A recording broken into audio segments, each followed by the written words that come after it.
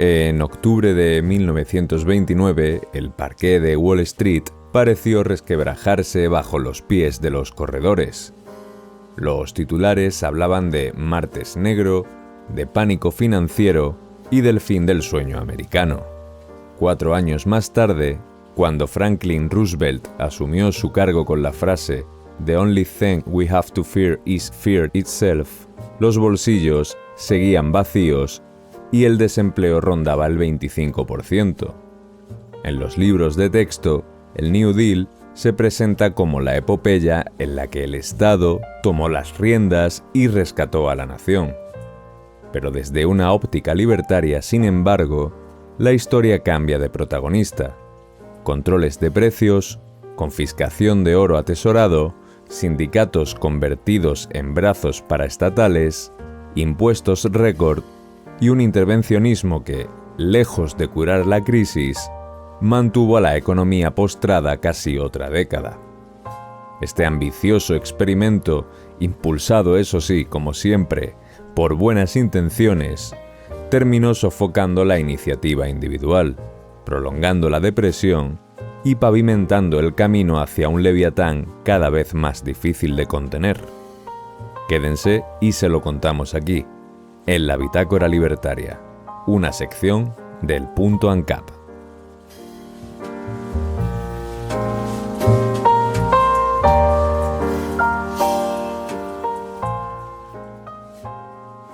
El crack del 29 no fue un rayo en cielo sereno. La Reserva Federal llevaba años inflando crédito barato y la burbuja estalló. Aún así, el presidente Herbert Hoover reaccionó con más aranceles y aumentos de impuestos. Su sucesor heredó la crisis, pero la convirtió en oportunidad política. Roosevelt decretó un bank holiday de 4 días. Prohibió atesorar oro en manos privadas a través de la orden ejecutiva 6102 y devaluó el dólar un 41% frente al metal. El mensaje era claro: de ahora en adelante, la fe debía depositarse en Washington, no en el patrón oro ni en la disciplina fiscal. Ludwig von Mises advirtió entonces que destruir la limitación metálica era derribar la última muralla que contenía la expansión del poder estatal. Con el primer New Deal, del 33 al 35, llegó la avalancha legislativa. Entre los centenares de programas aprobados, hay 2 que se llevaron la palma. Por un lado, el National Recovery Administration, unos 500 códigos de competencia leal que fijaron precios y salarios justos industria por industria. El afamado logotipo del águila azul colgaba de los escaparates y servía de policía moral. Un sastre de Nueva York, Jacob Mage, fue multado y encarcelado por cobrar 35 centavos menos de lo autorizado por planchar un traje. El Tribunal Supremo declaró inconstitucional el título primero de la National Industrial Recovery Act en 1935, calificándolo de invasión sin precedentes a la libertad empresarial. Por otro lado estaba el Agricultural Adjustment Act, el cual se usó para elevar los precios agrícolas. El gobierno pagó a los granjeros por producir menos. Se sacrificaron 6 millones de cerdos y se araron millones de acres, mientras miles de familias hacían cola para recibir sopa de caridad. Otras agencias como la CCC, Cuerpo Civil de Conservación de Recursos, o la PWA, la Administración de Obras Públicas, emplearon a cientos de miles de ciudadanos en carreteras, presas y miradores. Trabajo había, pero productividad no tanta. Eran puestos financiados con deuda que desplazaban inversión privada. Y tras esto llegó el segundo New Deal, entre 1935 y 38. El Estado se convirtió en patrón permanente. Tras quedar sin efecto el título primero de la National Industrial Recovery Act, que era el fundamento de la NRA, Roosevelt redobló la apuesta. Con el Wagner Act, en 1935, otorgó a los sindicatos poder de negociación colectiva y el derecho a paralizar sectores enteros. Con el Social Security Act creó un sistema nacional de pensiones financiado con un nuevo impuesto sobre las nóminas. Y por último, el impuesto sobre la riqueza y un tipo marginal del 79% a rentas superiores a los 5 millones de euros, aproximadamente unos 105 millones actuales teniendo en cuenta la inflación, lo que convirtió a la inversión en un deporte extremo. El jarabe estatista trajo un efecto secundario devastador. En 1937, la economía entró en la recesión dentro de la depresión. En 13 meses, la producción industrial cayó un 32% y el paro volvió a superar el 19%. El propio secretario del Tesoro, Henry Morgenthau, confesó ante el Congreso en mayo de 1939: «Hemos probado con el gasto, gastamos más que nunca y no funciona. Después de 8 años de esta administración, seguimos teniendo el mismo nivel de desempleo que al principio y, para colmo, una deuda enorme».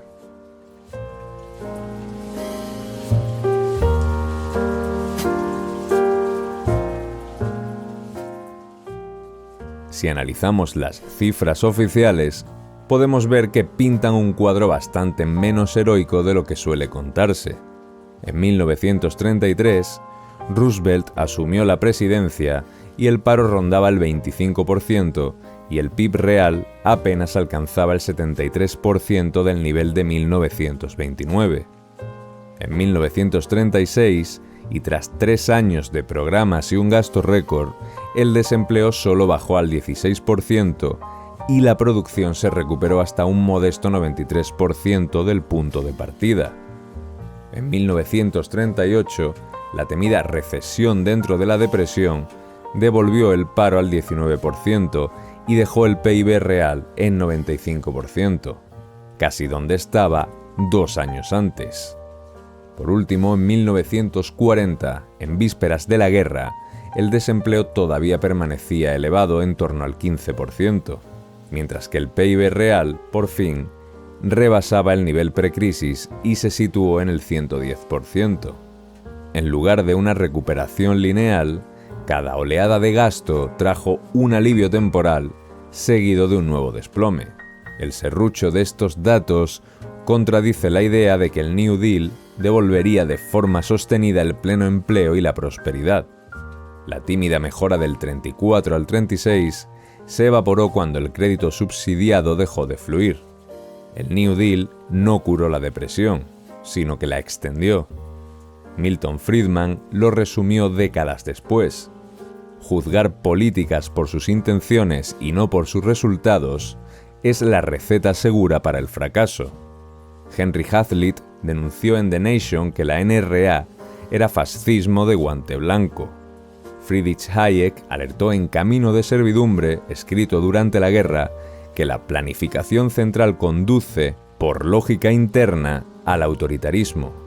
Y el economista Lionel Robbins mostró que el Reino Unido, con menos controles, volvió a niveles de producción precrisis en 1934. Los defensores del New Deal suelen rematar el relato de esta forma: y entonces llegó la Segunda Guerra Mundial y la economía despegó. Pero fabricar tanques que explotan en Europa no multiplica el bienestar de los consumidores en Detroit. Durante el racionamiento hubo récord de PIB y estanterías vacías. La auténtica salida de la depresión se dio al terminar el conflicto. Entre 1946 y 1949, el gasto federal se redujo un 61%. Muchas agencias de guerra y controles de precios se abolieron, 10 millones de soldados fueron desmovilizados y el paro se mantuvo por debajo del 4%. La economía respiró cuando el Estado se retiró a los camerinos. El New Deal no falló por falta de ganas ni de dólares. Falló porque pervirtió los incentivos fundamentales.